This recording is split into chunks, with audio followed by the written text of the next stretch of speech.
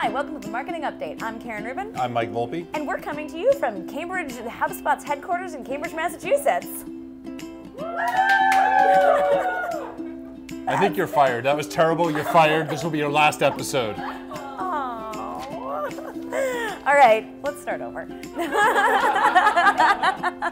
Okay. It actually will be your last episode. It actually will be my last episode. But the question is it going to be your last episode? No. You're going to keep it going? I don't think so. Yeah, I need to figure all that out, but yes, I think the plan is. It's true. Today's my last day at HubSpot and my last day on HubSpot TV, so we're here with an extra special episode with a couple of our very best fans here cheering us on, although their cheer was a little bit awful. A little bit off, but it's a smaller group than back when we had the live audience. Yeah, and we're not really live, so it doesn't count. Anyway. So, MKTG up is the hashtag. Tell Mike who his co-host should be. Let's get into, I guess. Hint Ellie Ellie.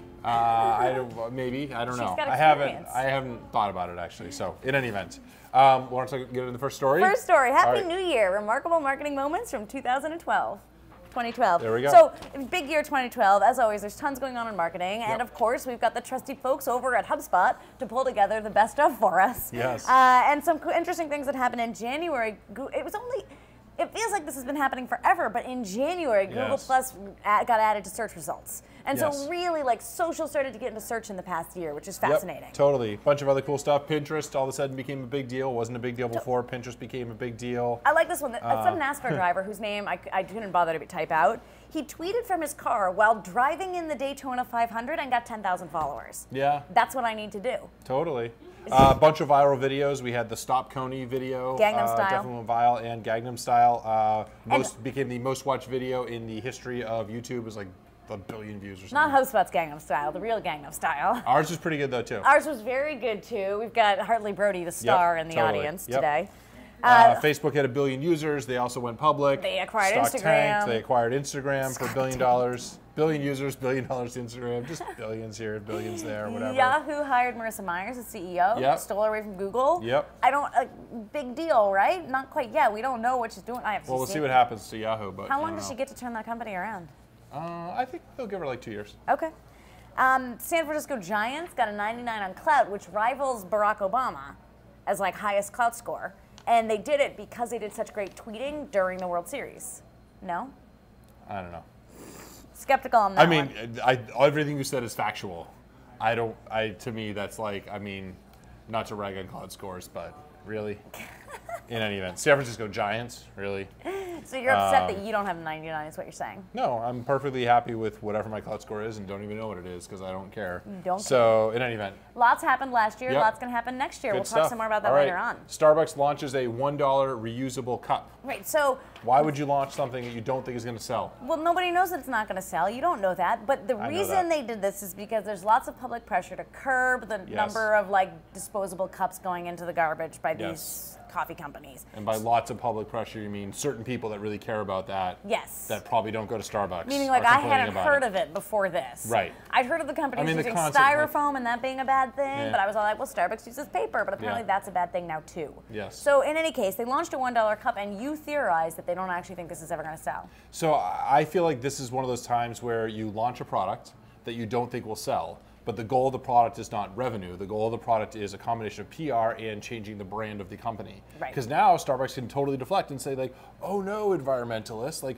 we're trying to do the right thing. We created this awesome cup. It's only $1 and you save 10 cents every time you use the reusable cup and we'll wash it for you with hot water. So it's basically like completely free. You can bring it dirty? Well, not as dirty as you would bring it, but but in any event, so it's like, oh, after 10 things, it's free and like whatever. So but the problem is the consumer's not buying our reusable cup. Right. It's not our fault. We're the good guys. We're the good guys. I think that's the reason why they do it. I actually don't see a year from now like 70% of the people in line going to have their old Starbucks cup. Like, well, no, because it's annoying. When I go to Starbucks, I don't have to carry a cup to get there. Yeah.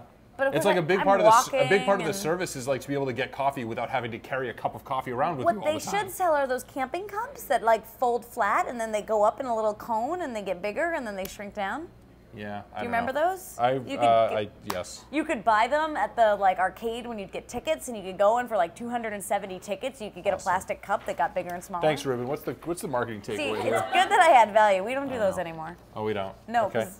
Marketing takeaway we here did. is sometimes you need to launch products for the PR value. Totally. You shouldn't spend too much money on those ones. Next up, we've got the FTC offering a cool $50K to end the robocalls. This is awesome. I would almost, if they wanted to, they could kickstart this as a plan, and I bet offer a lot more than $50,000. Yes. And get people. I would totally donate money towards that. Oh, just be like, yes, I will pay $1. Yes, I will pay $5 for someone to come up with a solution to cool. ending robocalls. Totally. So basically, the FTC doesn't want more robocalls either, and so they're offering a contest, and the person that finds a solution to block robocalls from landlines and cell phones gets $50,000 and a trip to DC to present the solution. They've already had 230 submissions. That's awesome. A bunch of really interesting ideas. So sort of a cool thing, kind of like crowdsourcing using social and viral to help combat the stuff that everyone hates. It's also taking what's best, to be a little patriotic for a minute, best about America and our innovation to shut down bad, stupid things. I like it. Encouraging innovation and other people to do things you wouldn't normally think of the FTC as No, that's true. Really leading the forefront of new technology. I like that. Maybe they'll get something cool out of this. I like that. That's cool. What's the marketing takeaway here, Mr. Volpe? The marketing takeaway here is use your community. Robocalls are bad, first of all. Well, yeah. Everyone hates them. Everybody 230 people are trying their best to stop them. And don't be afraid to do some crowdsourcing and use your community to help you solve problems. Exactly. So, awesome. Mike, the chief marketing officer of a well-known marketing company posted a blog post the other day asking, is the marketing campaign dead? First of all, there's a CMO who's blogging. That's crazy. Well, yes. He apparently wrote 5 blog posts last week, so that he can blog all year long. Right. That was yes. I fulfilled my annual quota very early over the holidays by not going into the office and doing real work at home. It was fantastic. So I wrote this our blog article, and I think that it depends what you mean, because I think the word campaign is used to mean a lot of different subtle things within marketing. But I feel like a lot of marketers still are in this, okay, for Q4, we're going to talk about this particular thing. We're going to talk about it from this date until this date, and that's just what we're going to talk about. And then we're going to stop talking about that thing, and we're going to move on, and we're going to talk about something else. Yep. And I feel like that's a little odd, because in the age when you had advertising, and when people were actively seeing your ads on TV or listening to them on the radio or seeing them in print, you would be talking about one thing, and then as soon as you stopped paying for that media, then your ads go away, and you can talk about something else, and then you're no longer about the green lizard, you're all of a sudden about the talking pig, and that's cool. But here's the thing, it's today, everything you publish is archived online, and so someone still may find the talking lizard. And you're like, but we're not about the talking lizard anymore. But the internet never forgets. No. So you're always about whatever you've done before. We're still about blog articles we wrote in 2006. Mm-hmm. And so I feel like the notion that you can have this campaign and be about one thing and then be about something else in the future, it doesn't really apply anymore. And so I think you need to have much more of a long-term view. I think the second big component of it is in the sort of social, sort of hyper real-time world that we live in today, people expect these very, very fast responses. And your response can't be well, the green lizard hasn't prepared a response for that comment or whatever yet, or I don't know what the green lizard would think about that. You just need to be dynamically always responding to people. And I feel like it's hard to do that if you're in this sort of campaign-driven mindset of planning and then doing this big thing, and then planning and then doing this big thing. I feel like you need to be much more sort of dynamic and agile. So couldn't you say that we still have marketing campaigns, but just what makes it a campaign and the way you need to think about it has changed? It's just it's one of those things. It's like what do you mean by the campaign? So the campaign in terms of a big piece of creative that covers all of your marketing that has a start and end point. I feel like that's not true anymore. Agreed. Whereas Brian Whaley asked me on Twitter, he's like, well, what do you call advertising on Google, or what do you call sending out emails? Isn't that an email campaign? I'm like, well, I guess, but that's just describing one of your tactics. And if you want to call it email campaigns or whatever, just describe what it is, that's fine.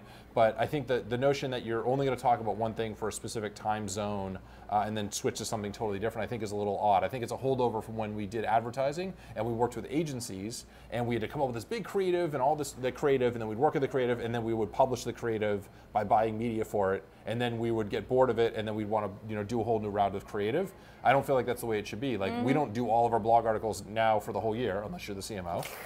Everyone else on the team is always constantly writing new blog articles about new things, and I think that that's more dynamic, more agile in the way that things work today. So then my question to you is, can you give us a little teaser about what the next CMO blog post is about?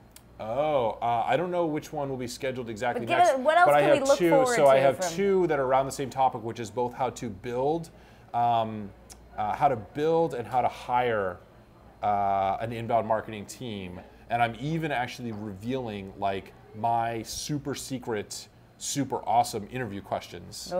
Which what they posted in the wiki internally. But that's going to hurt your interviewing in the future. I think it might, yeah. Like I just interviewed someone and I just used one of those questions and I wanted to, like, what if she had read the blog article and had seen the question? I try not to give too much of the answer in the question, so I think it'll be okay. I also may need to come up with some new questions. But they're all humility aside, very good interview questions. No humility really, really aside. good. Really, really good. Pam, have you edited that blog post yet? She hasn't edited, so she doesn't know how good they are yet. She also said, Mike says he wrote 5. Questions. Pam says she wrote 4, which basically means the blogging team rejected one. No, one of them is going to be posted someplace else. So there's your zinger, Rubin. No, there's Good your job. zinger. I know, I had to get one in. Yeah. Because it's my last chance. So have fun doing this in the future. Yes, I will be. Maybe we'll have you back as a guest sometime. I'll be a fan in the audience too. Oh, that'd be cool. I'll come watch. Awesome. Just tell me when it is. Anyway, folks, have a great weekend. Mike will see you next week. Absolutely. Bye.